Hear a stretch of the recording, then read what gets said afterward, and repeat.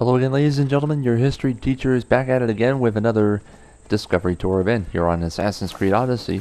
We're still in Athens. This is our 9th of 11 tours in this area, and of course, tour event number 9 of 30 overall. We're going to go right over here to this next one over here. I don't know why I said over here twice. We have a Battles and Wars tour for this one. Battle of Marathon. That's what we're doing right now.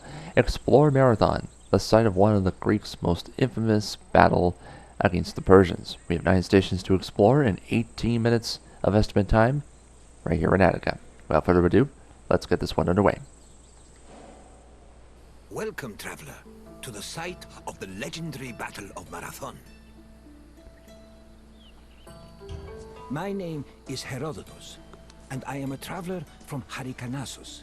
I retrace the cause of various events, such as wars and great calamities. I describe what I see and record what I'm told, all with the aim of providing a better understanding of why these things occur. Look for me to introduce you to many sites. It's truly incredible that such a small place would have such tremendous significance. But then again, even the tiniest pebble can send ripples through the water. Marathon was the location of one of the greatest battles in Greek history. It was here where Athenians made a stand against the might of an imposing Persian fleet. Your visit will take you through the causes of the conflict, the battle itself, and its far-reaching consequences. I will see you again once you're through. Farewell for now.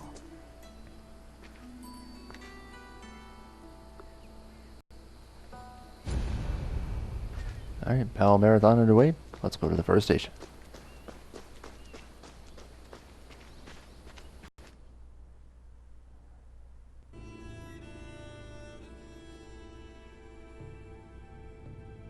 In 490 BCE, 600 Persian triremes landed on a beach 35 kilometers north of Athens. Standing in their way were 11,000 hoplites led by the prestigious Athenian general Miltiades. The Persian forces outnumbered the Greeks approximately 5 to 1, and yet the smaller force managed to push back their would-be conquerors. The Battle of Marathon was a major turning point in the Greco-Persian Wars, and the Athenians' victory would be celebrated for many years. The modern-day distance-running event is named a marathon in memory of a soldier from the battle who ran back to Athens to announce their victory, though whether this is real or legend is uncertain.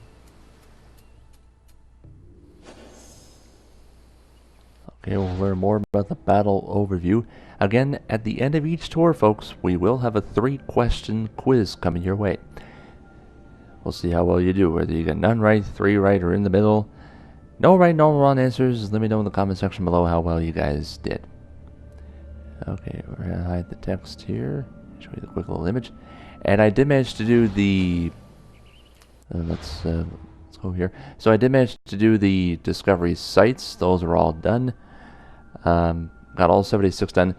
I did post a video regarding all Discovery sites for each location, so I'll be doing separate videos for those locations as well. So definitely check it out on my channel. I should be able to get that up as soon as possible. Here's station number 2. The Persians wanted to invade Greece in part due to its rich silver mines. In 545 BCE, they came closer to this goal after their victory over Croesus, the king of Lydia. The victory forced some Greek populations in Asia Minor to surrender, and gave the Persians a solid foothold to carry out a large-scale invasion. In 494 BCE, the city of Miletus revolted against its Persian rulers. They were aided by Athens and the nearby city of Eretria, and even burned down an important Persian temple. The Persian king Darius was enraged by their sacrilege, and in 491 BCE, sent messengers to the Greek cities demanding their submission. Athens and Sparta killed the Persian messengers, goading Darius to invade. The Persians began their attacks, first capturing the city of Naxos and enslaving its inhabitants, then taking the city of Eretria. Filled with confidence from their string of victories, the Persians set their sights on Athens. Alright, what's the causes of the conflict, you asked? Let's learn more about it.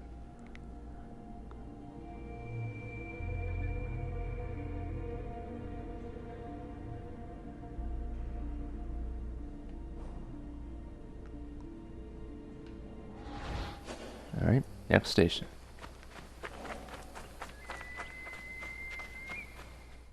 The Greeks were surprised by the ferocity of the Persian attacks. Seeking aid against the upcoming invasion, Athens was forced to appeal to other cities for help. In a surprising move, they asked for aid from Sparta, known for having the strongest army in Greece. The Spartans agreed to the request, but they were unable to send reinforcements in time due to the religious feast of Apollo Carneos, which forbade them from leaving their city until the next full moon. The only extra help Athens managed to acquire was from the small Boeotian city of Plataea, which sent an additional 1,000 hoplites. This was the first time in Greek history that their entire civilization was under attack from an external invader. Despite sharing the same language and same religion, Greek city-states had often warred amongst themselves. The Persian invasion was the first time they realized the necessity of collective action to ensure their survival. Okay, here's the Greek reaction. There's another coin image coming our way.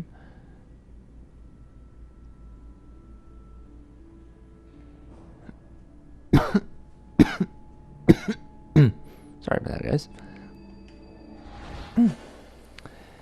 Thankfully, my throat's cleared after that. Alright, here's tour station number 4. The Persian fleet originally planned to land at the port of Phaleron. However, the exiled Athenian tyrant Hippias, who sided with the Persians, advised them to land at Marathon instead, where it would be easier to deploy cavalry. The Athenians were unaware of the Persian battle plans and left Marathon undefended. This allowed the Persians to quietly set up camp on the beach, while Athens scrambled to mount a defense.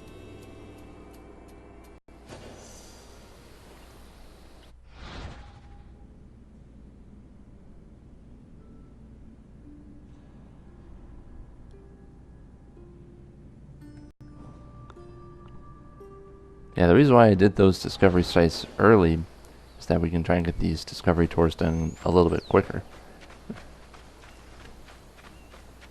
Alright, here we go. Station number 5. The Persians' overwhelming numerical superiority forced the Athenians to get creative with their defensive strategy. The city sent 10,000 hoplites, along with the extra 1,000 Plataean reinforcements, to a hill located above the Persian encampment. Once in position, Athenians had to decide whether to wait for the Persians to attack or to strike them first. Athens' strategists believed the former option was better, but the general Miltiades believed a first strike was more advantageous, as the Persians had their backs to the sea. In the end, Miltiades' opinion prevailed, and the Greeks made their move.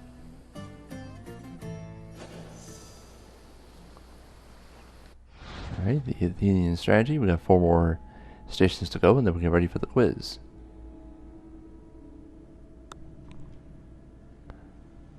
Now, I'm playing on Xbox, and I did manage to check every single tour, but we don't have the tour of 3, not tour of 3, the Battle of 300. I think that one might be a PlayStation, or, I think it's a PlayStation exclusive. I don't know.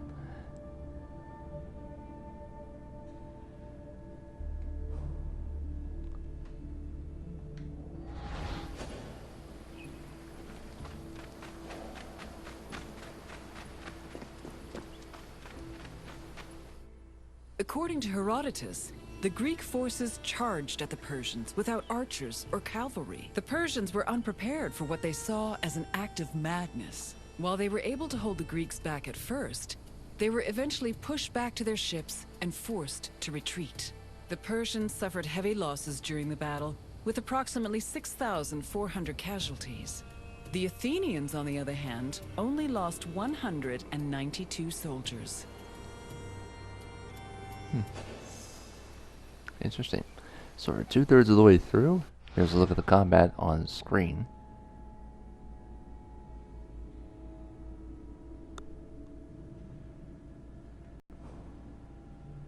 There's your image of the combat battle, which took place on the Battle of Marathon Beach.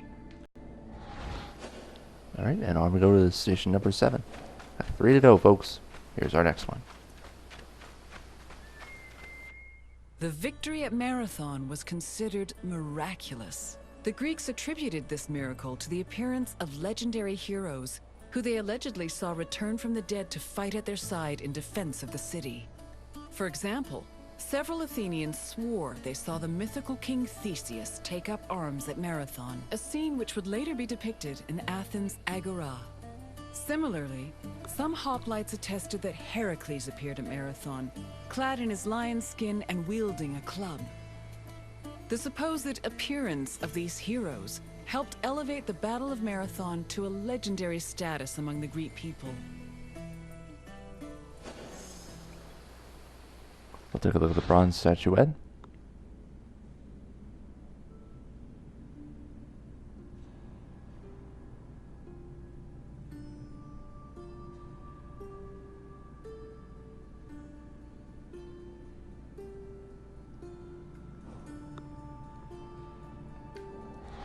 Alright, now to station number 8.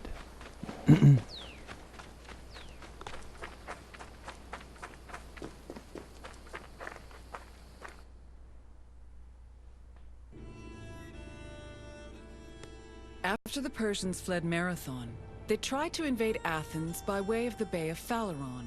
However, this gave the Athenians time to return to their city and mount a proper defense. Fearing further losses, the admiral of the Persian fleet called off their attack, and the Persians returned to their empire.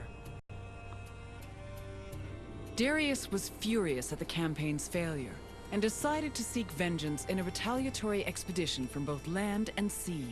Meanwhile, Sparta begrudgingly congratulated Athens on their victory.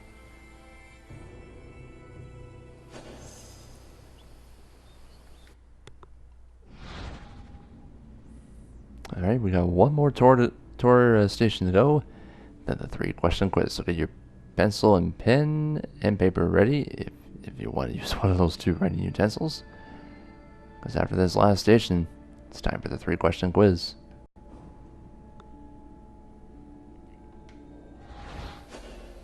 Okay, here we go. Last station.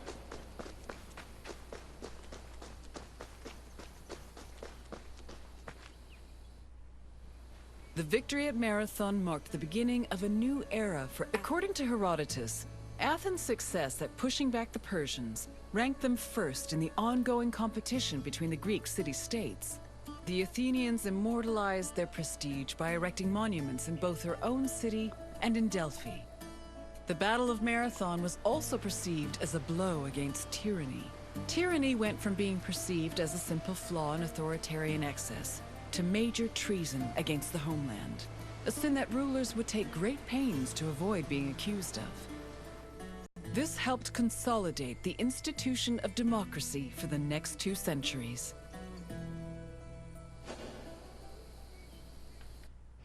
Okay, quick look at consequences here. And I wasn't too sure if I was paying attention to the whole thing, but I'll be even lucky if I get 1 right on this quiz. Okay, there's a look.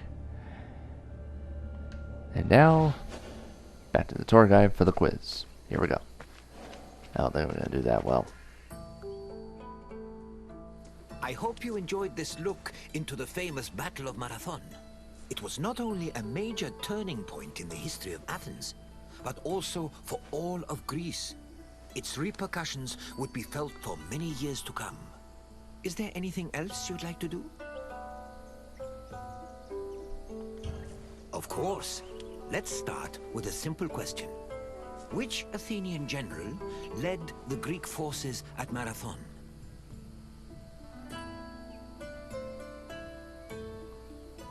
I think I may know this one.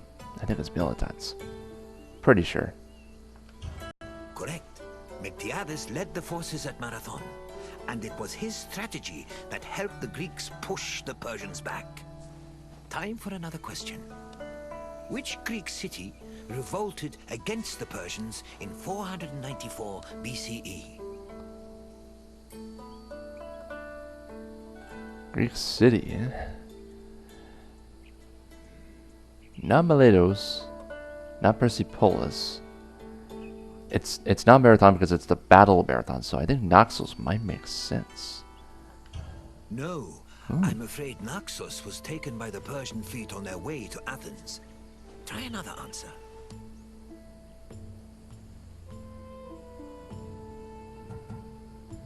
Greek city.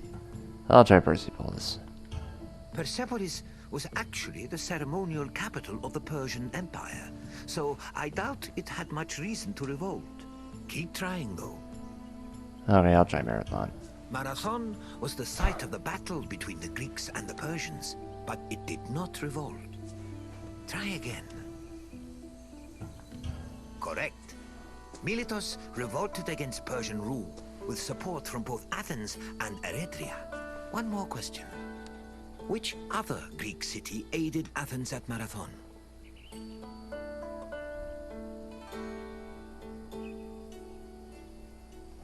Gotta be, come on. I'm afraid Naxos was pillaged by the Persians on their way to attack Athens. Try again. Oh boy. Yes, Plataea sent 1,000 Obides to aid the Athenian forces. Well done, traveler. You have learned much. Farewell, traveler. I hope to see you again soon. Oh man, that second question really threw me off, but we made a good recovery on the last question. See, I told you I was going to go 1 out of 3, right? Felt like I got pretty lucky. All right, we have 2 tours to go in Attica. We'll do those 2 next time. Again, it's going to be 1 at a time. So, Discovery Tour 10 will be coming your way next time. So, thank you again for watching. This has been the Discovery Tour for Assassin's Creed Odyssey. Don't forget to subscribe to the channel. It's definitely free here on YouTube. Try and support as best as possible.